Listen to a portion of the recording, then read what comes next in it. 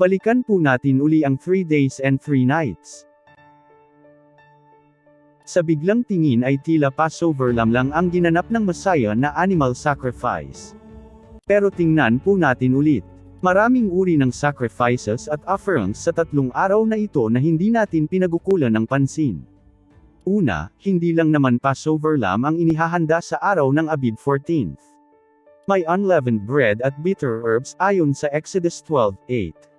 Isa pa, naghanda din sila ng Thanksgiving offering o zebot na kakainin nila sa araw na yun bago ang gabi, ayon sa Leviticus 7:15. Iba ang pagkain sa araw at iba sa gabi. Isa pa, ang sin offering o hatith ay wala naman pinipili na araw. Ganun din ang trespass offering o asham. Maaari din itong isabay sa araw ng Pesach o Passover. Pangalawa, may animal sacrifice din sa Abib 15th. Pansinin ang nakasaad sa kasulatan.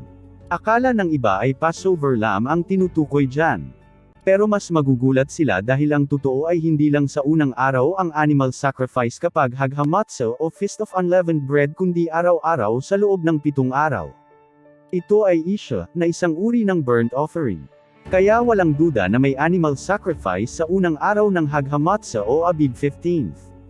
Pangatlo, meron ding animal sacrifice kapag Yom HaBikurim o Abib 16th. Bukod pa sa burnt offering ay meron pa grain offering at wine offering. Ito ay Ola offering. Kaya sa loob ng 3 days ay may 3 lamb sacrifices na ginanap ang Messiah. Tingnan naman po natin sa 3 nights. Sa gabi ng Abib 14th ay kinain ang Passover lamb sa pagdiriwang ng Pesach. Sa gabi ng Abib 15th ay kinakain ang meat offering sa unang araw ng Hag HaMatzah. Sa gabi ng Abib 16th ay sinusunog magdamag ang Ola offering sa Yom HaBikurim.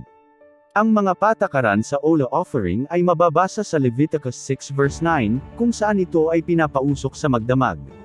Ito ang gabi ng resurrection ng Messiah.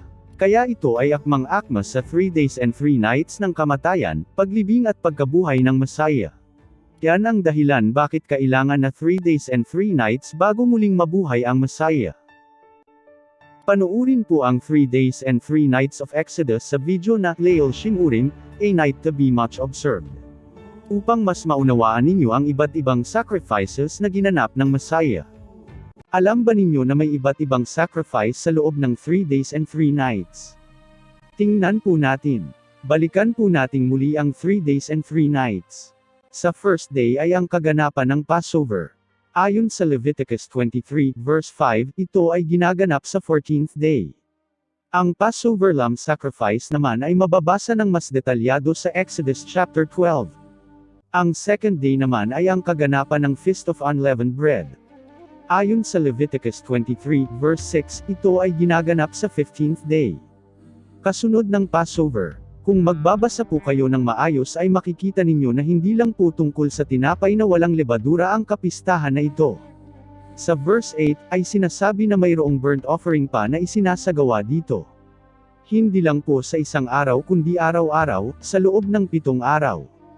Mababasa din sa Ezekiel 45:23, na araw-araw nga ito sa loob ng 7 days. At hindi lang burnt offerings ng bulls and rams kundi mayroon pang sin offering sa pamamagitan naman ng male goat.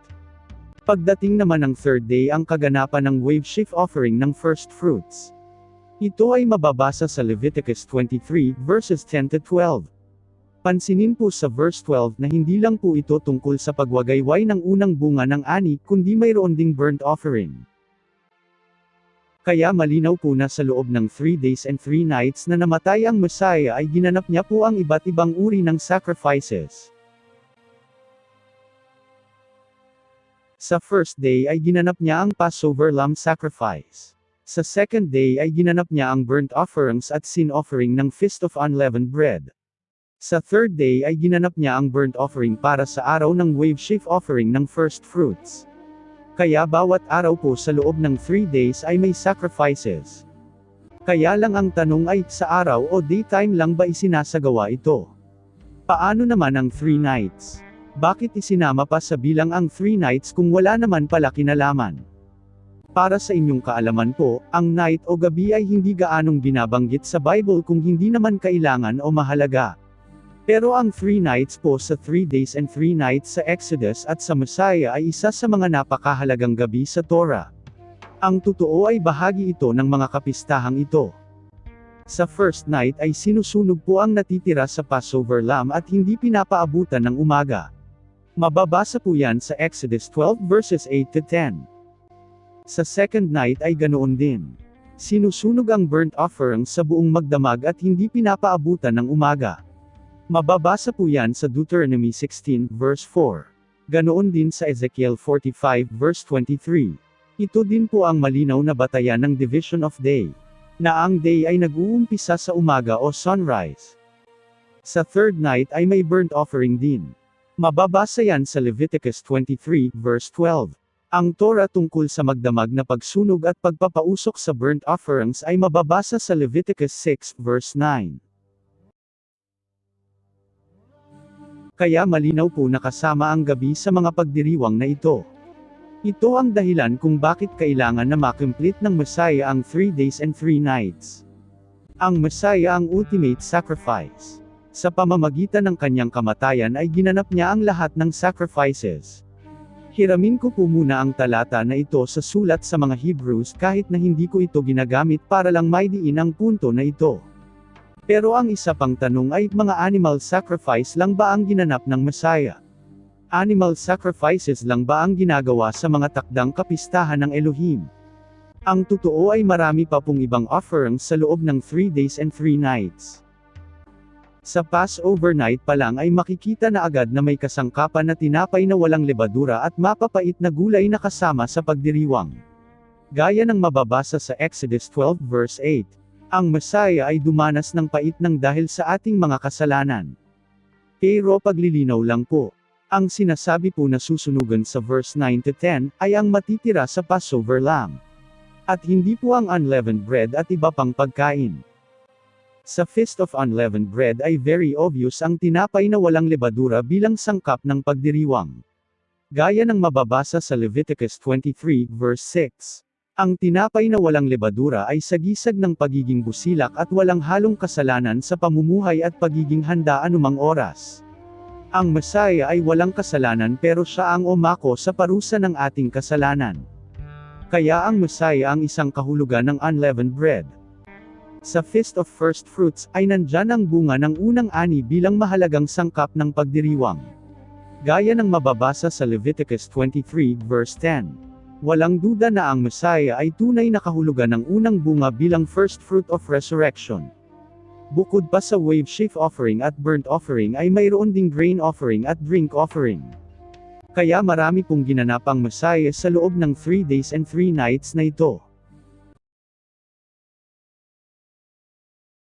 Paki-subscribe upang maging updated kayo lalo na sa mga darating pa na mga videos at announcements.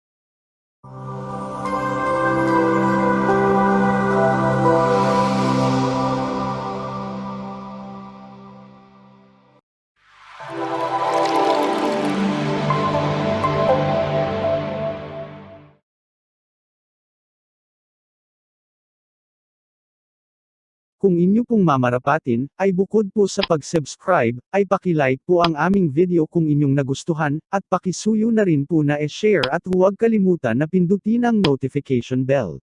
Kung kayo po ay may katanungan po na, at anumang concern ay paki-comment po sa ibaba. Maraming salamat po. Mabuhay po kayo mga kababayan.